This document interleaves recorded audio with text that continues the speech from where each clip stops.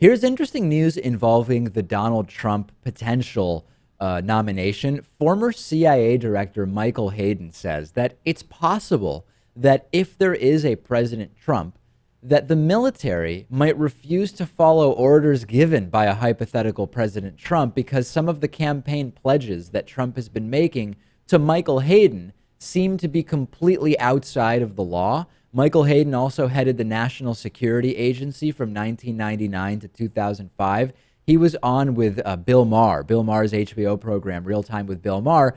And he said not only would he be concerned about a Trump presidency if the presidency would include Trump governing with the ideas that he claims he would try to govern with, he said that the military not only might refuse to follow orders, but that they would be legally justified in doing so. Here's Hayden's own explanation. I don't want to put words in his mouth.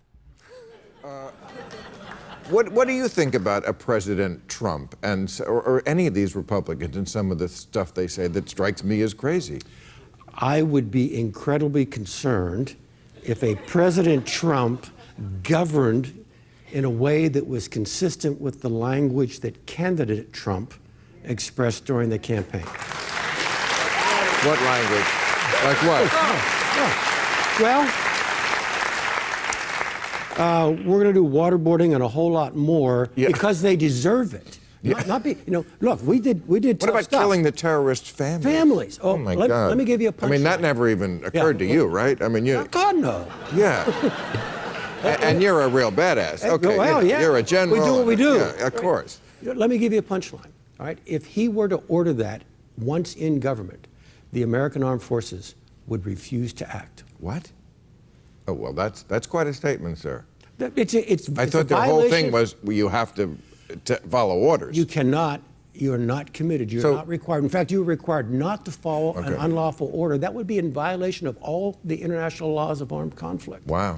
So, I mean, it's an interesting concept, right? But the reality is, who in the military makes the call about whether an order from the president is against the law? And there's already been tons of questions about drone usage under President Obama. There's been tons of questions for the last 15 and a half years, closing in on 16 years as President Obama gets into the last year of his presidency.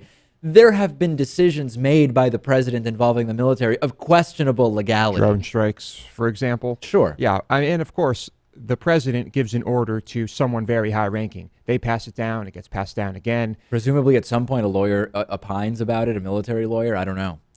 If they even hear about it until, they might not hear about it until after the fact. The takeaway here is not sort of the specifics of it, but the idea that Trump's ideas are so crazy that they're scaring former top intelligence and military officials who themselves are often accused of war crimes, right? I mean, Michael Hayden is not this guy who is considered by everybody to have been conservative in terms of his application of all sorts of harsh techniques. When Bill Maher said, "You were a badass," this wasn't a joke. I mean, even Michael Hayden, who has done all sorts of questionable stuff, is saying, you know, Trump's ideas might be crazy. And that's really the big takeaway for me from this. Yeah, but he did also mention the difference between President Trump and candidate Trump. Absolutely. And there may be a lot of truth to that. Once Michael Hayden was overheard on a train bragging to whoever he was sitting with about his time as director of the Central Intelligence Agency under none other than George W. Bush.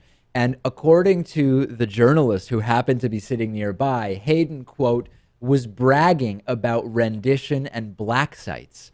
And he dismissed the term torture as a legal term, saying torture is not a legal term. There are techniques that can be used, and are they within the law or not?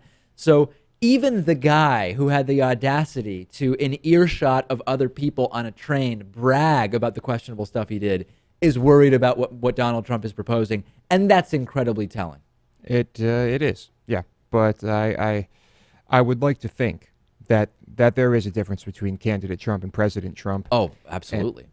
And you assume there has to be. There's a difference between pre-candidate Trump and candidate Trump of the early stage and candidate Trump closer to the middle. And I'm sure there will be a new candidate Trump if it looks like he might secure the nomination.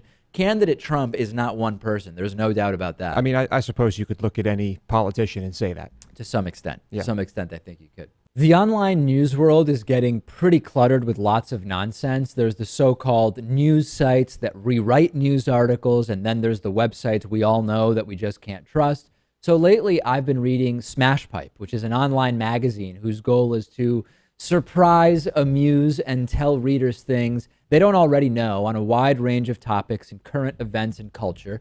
Smash Pipe is less interested in trending topics than in what's actually going on. And Smash Pipe has no ads whatsoever other than the reader-generated classified ad section, and they never will.